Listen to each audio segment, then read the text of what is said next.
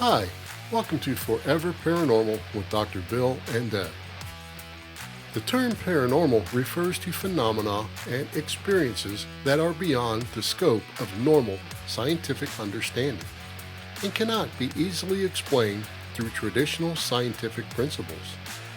These phenomena often challenge conventional beliefs and are associated with the supernatural, metaphysical, or unexplained aspects of reality. As with any field of inquiry, it is essential to approach the paranormal with an open but critical mind, relying on empirical evidence and logical reasoning to draw conclusions. It's a topic that continues to intrigue and challenge both believers and skeptics alike, and if we can connect a paranormal element to it, we'll talk about it. You'll be surprised by what all can be connected to the paranormal. Please don't forget to follow, rate, and share the show, since it would not be possible without you, our listeners. And as a public service, we would like to let everyone know that you are truly never alone, even if you think you are. The Suicide and Crisis Lifeline is 988. Please just reach out. Well, hello there, everyone, and welcome to all of our new listeners, and welcome back to our regular listeners. This is the last episode before we get into spooky season, better known as Spooktober to some of us and October to the rest. Since the month that contains my favorite holiday, Halloween, is quickly approaching, we thought we would once again circle back to that non-human entity thing called aliens, as it is still mainstream news today. Hi, Deb. Hi. How are you doing this week?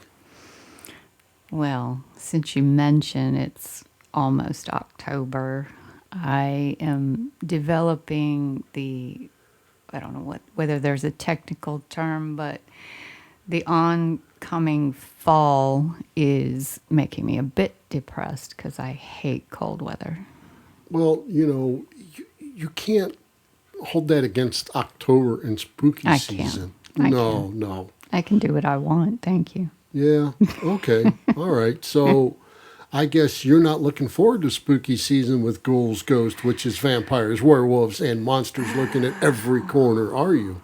Not really, because that involves blood and gore in the movies that you select for watching. Oh, well, we're going to talk about your favorite horror movies in a future episode during Spooktober, so we'll just see how that goes. Okay. As many of you may or may not know, a few months back, July 11, 2023 to be exact, the residents of a small Peruvian village have been reportedly terrorized by 7-foot-tall face-eating aliens, which have been compared to green goblins and Peruvian superstitions about los pelacares, which actually translate to face eaters. The Peruvian National Police and the Peruvian Army launched an official investigation into the incident. Prosecutors have claimed that the aliens were nothing more than an illegal gold mining crime syndicate using jetpacks to explore prospects for gold deeper in the forest surrounding the Nene River in Peru. The Liku indigenous people in rural Alto Nene have been begging for help from the military to save them from the aliens. The group launched nightly attacks on the villagers in Alto Nene, which is a district in an Amazon region northeast of Lima. I find it difficult to believe that illegal gold miners are using jetpacks to terrorize an Amazon village of indigenous people, or just having jetpacks to begin with. I mean, come on. These people have been attacked and injured. Sounds more like a government answer to cover up what is really going on, in my opinion. I agree. I mean, I don't even know that we have jetpacks like that around here. It sounds like a movie. It almost does sound like a movie. I've seen the water things and stuff, but But I haven't really seen true jetpacks in a long time, but maybe I just need to catch up on science. I don't know. Maybe. Maybe. But anyhow, speaking of government cover-ups, let's roll back to 1996 and what is called the Roswell of Brazil, better known as the Varginha UFO incident. This is a very wild tale with a crashed UFO captured along with dead aliens being witnessed by many different people. A UFO flying around the town, presumably looking for survivors of the crash, dispatched Brazilian military vehicles and personnel, local police, local firefighters, and of course, the U.S. military flying in to retrieve the bodies, both dead and alive, along with the crash debris. This, and what we are going to hear, may all sound unbelievable, but the craziest part of this story is actually the official explanation given by the Brazilian government. They basically told all of the eyewitnesses and the surviving family members of those that died that they were just all nuts. This purportedly started when the United States Air Force informs the Brazilian government that they were tracking an unidentified flying object off their coast on January 13, 1996. They then informed the Brazilian government that they shot the craft down. The news that night runs an interview with a man named Carlos de Sousa, who, at that time, was a college professor and an amateur ultralight pilot. De Sousa goes on to describe seeing some type of spacecraft about the size of a small school bus, but shaped like a submarine. It looked like a washing machine struggling, fighting to keep its altitude, he said. The side of it was completely torn, and it had white smoke coming out of it. It wasn't black smoke like from a fire. At the time, I thought it was like an aircraft in trouble, an aeroplane, so I decided to follow it. De Sousa says he drove his car to the site of the crash as he thought there may be people needing help. That's where he saw pieces of metal like thin aluminum foil spread across the field. He said he picked up a piece of the metal, crumpled it in his hand, and when he let it go, it returned to its original shape. He also spoke of a terrible smell like sulfur and ammonia. De Sousa claims it was only a matter of minutes before the military showed up and forced him to leave or be shot. That was the only interview De Sousa did for almost 3 decades. That's not something someone in his position openly discussed, and it's clear he isn't talking about this for fame or fortune at all. Now, let's jump forward a few days. January 20th, 1996. That's when, only 6 miles from the crash site, 3 young women named Lilian Silva, who was 14, her sister Valkyria Silva, who was 16, along with their friend Katia Xavier, who was 21, spotted a creature near some graffiti that had brown oily skin and red eyes while they were walking through a vacant lot between 2 houses. Passing only a mere 8 feet away, Lilian screamed. Then her sister looked into its eyes and saw that it was frightened. All the girls were frightened, but they say the creature was frightened too. I saw that it was afraid of us. It was an exchange of fears, it for ours. Afraid of us in the same way we were afraid of it, said Valkyria. Some type of being we weren't familiar with. What I saw stopped me in my tracks, said Katia. It glued me to that spot. It had red eyes, oily skin. I couldn't see an open mouth, just what looked like a sad expression. It shrank back when it saw us. It didn't have any hair, and its eyes were red and 3 times bigger than ours. The girls knew it wasn't a man or any animal that they knew of. In expected fashion, they took off at a run for the Silva house. As they got closer, they started slowing down, asking each other what in the world they saw. When they got to the house, they all told Luisa Silva, the 2 sisters' mother, that they saw a demon. Being raised Catholics, this was the only conclusion they could come to at that moment, as the girls were in hysterics. Louisa, being a typical mother, made them take her back to the spot against her will, as they were terrified and didn't want to go. Of course, when they got there, the creature was gone, but it did leave two things behind: a footprint in the dirt and an awful smell that was a cross between ammonia and sulfur. Louisa Silva stated that the smell stayed inside her nose for 20 days, no matter how or what she tried cleaning it with. The tale of their experience has not changed by one detail for over 25 years. I would have to say that it made a deep, lasting impression. And again, these people had zero financial gain from this sighting and this tale.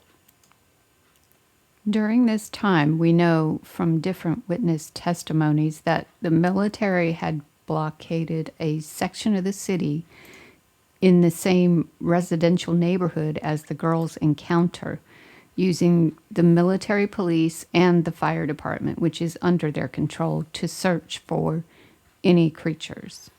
Yeah, that's pretty weird, isn't it? Mm-hmm. Yeah. Yeah, in that country, everything is governed by the military, so that's why the fire department and stuff falls under the control of the military police. Little different than the way we do things here in the U.S. Earlier in the day, it had been reported that the fire department had recovered one of the aliens down an embankment. It's not clear if it was dead or alive when it was taken to Humanitas Hospital in Varginha.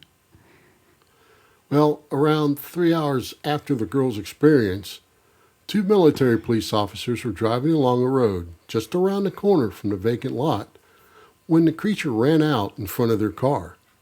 One of the officers, Marco Cheriz, jumped out of the car and captured the creature with his bare hands. They also took it to the same hospital. According to Cheriz's family, he was covered with a sticky, smelly substance that came from the creature, and he couldn't wash the smell of sulfur and ammonia off himself. During the capture, Mr. Cheriz was supposedly scratched by the alien. This purportedly resulted in him developing an infection that could not be cleared up and got worse over several weeks, eventually killing this very young man. You know, Deb, if you remember back, we both watched the documentary by James Fox, and in the documentary, The Moment of Contact, Fox interviews a military whistleblower referred to as Military X. Mm-hmm.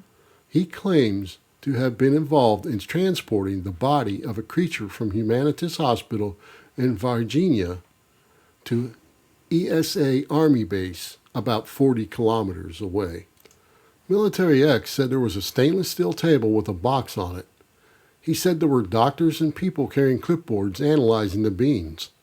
He said it looked like they all seemed scared of it, and when he looked, he saw something different. A different creature with the skin very oily, a lot of oil, almost like a silicone. Seeing that, he got scared. X said there was a soldier with a film camera making a video of it. He went on to say that the creature's foot caught his attention, kind of like a V-shaped, and then he knew that he was not looking at a human being. You know, the mother described the footprint almost the same way. Mm-hmm. So, towards the end of the documentary, Fox spoke with a former Brazilian Air Force traffic controller who claims that the U.S. Air Force landed unannounced in Campinas, forgive me if I'm not pronouncing it right, and dispatched two helicopters which collected something and took it away. According to local civilian and military witnesses, agents from the U.S. collected the bodies and crash debris. yeah. And you may think we are coming to the end of this rabbit hole now, where I tell you about the Brazilian government official response on that matter. But wait, there's more. In a New York Post article on October 29, 2022, Michael Schellenberger not only writes about Fox's documentary, but he spoke exclusively with two people about what some senior Brazilian officials had told them about their own encounters with the creatures. According to Vittorio Paccassini, a civilian UFO investigator, he said he was shown a 35-second film fragment of the creature in 2012. He said the creature looked skinny, weak, and fragile. It had brown skin with an oil or grease on the body. It had a big head with red eyes and no pupils. The face was like a reptile, kind of like a frog with strange red eyes 3 times bigger than ours, and 3 bulges or knobs on top of its head. Paccassini said the creature was still alive, making a sound like a bee, but appeared to be ready to die at any moment. Purportedly, Paccassini had to move back to Italy due to many death threats after he talked about it. Another person Schellenberger spoke with was Patricia Fernandez Silva, who says she was questioned and interrogated in 2014 by the former sheriff of Varginha and 4 other officers for hours after he learned she was a UFO researcher. Here is a quote by Silva in the article. "The whole time they were asking me about my relationship to Varginha, but I had never investigated the case. I knew about it, but I had nothing to do with it." Finally, the senior officer asked the other officers to leave the room. It was then that he showed her a color photo shot on film and printed on Kodak paper. In the photo, says Silva, were 2 creatures, one dead and the other crouched in the same way the 3 girls had described it. It had 3, I won't say horns, but 3 high abscesses on the forehead, she said. He took the picture and said, "Are you sure you don't know anything about this day? Look at the photo." I was scared, but I said no, I had no knowledge. The former sheriff told Silva that his hands had been paralyzed ever since he grabbed the creature by the legs. The man's hands were cupped, and he struggled awkwardly to pull the photo out of an old newspaper he kept in a transparent folder, she said. Wow, that's pretty cool. Interesting. Okay, so what do you think, Deb? How does the Brazilian government explain this one to the people? Sounds like they're not all that different from every other government. Well, I know that most of the mainstream articles and the documentary we watched doesn't go into the explanation of the government. But I did some pretty deep digging and come across some Brazilian newspaper articles, which I had to get translated, so I hope it's right. And here's what I found.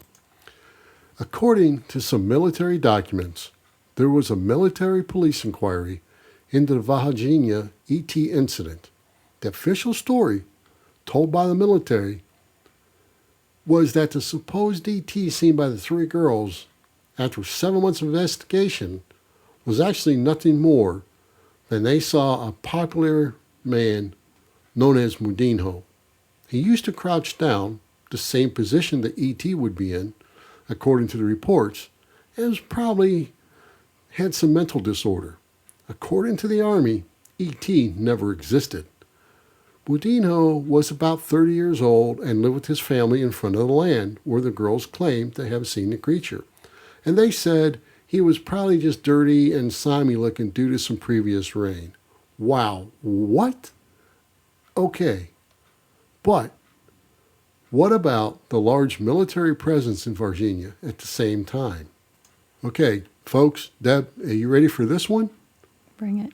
Sergeant Valder Ernesto dos Santos reported that the Army vehicles were on the streets because they were still under warranty. They had taken them to the dealership in Varginha for maintenance. What? Since when do military vehicles come from the local dealership with bumper-to-bumper warranties and you're going to take them all back for warranty service at the same time. Come on.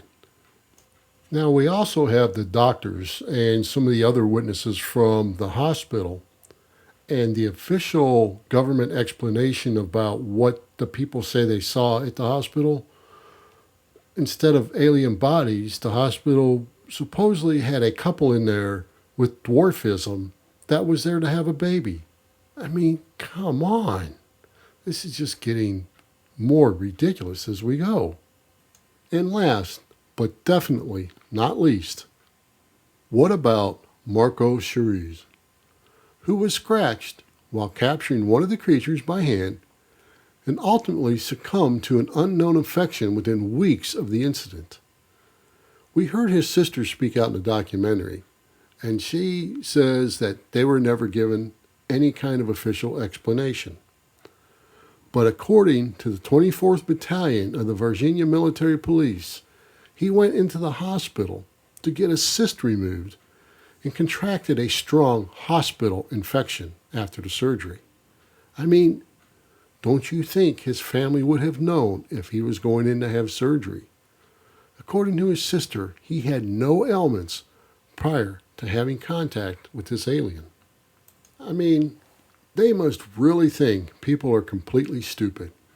I told you, didn't I, Deb? The government story was going to be much stranger than the one of the ET encounters. And it's also much harder to believe. I know you didn't know the government's response to this. So what do you think? Well, like I said earlier, it sounds like they're not all that different from every other government that doesn't want to be transparent about anything Yeah. in the name of national security or something like that. Or it could simply be a typical red tape type of thing, or a typical, we have no idea. So we're not going to try to explain what we don't know. And we're not going to admit we don't know what we're talking about. So we're going to come up with this gigantic BS story and let it go at that. Or there's another aspect that maybe could be possible. For some reason, the U.S. at one point was involved, and maybe whatever happened there, how the U.S. ended up with this, is not to be exposed to anybody. Yeah, I'm sure that's part of it. We know the U.S. was involved. I mean, even the congressional hearings with David Koresh and them guys, they spoke of U.S. programs where they went to other countries to claim aliens and wreckage, and they spoke of these things. So I feel true to my heart that yes, the U.S. was involved. But folks, what about you? Are you buying this Brazilian weather balloon crap, kind of like Roswell? It's no wonder it's called the Brazilian Roswell. And you know, with that, we're going to bring this one to an end. And thanks for listening. And until next time, when we discuss another tale yet to be told. Thank you for listening, and remember to like and share the show. We would also appreciate a 5-star rating wherever possible to help new listeners find the show. We welcome all questions or comments you may have about this or any other episode, and our contact information can be found in the show notes of this episode. You can also follow us at foreverparanormal.com. And if you'd like to support us, you can buy me a coffee at buymeacoffee.com/foreverparanormal. The links to these are also in the show notes of this episode.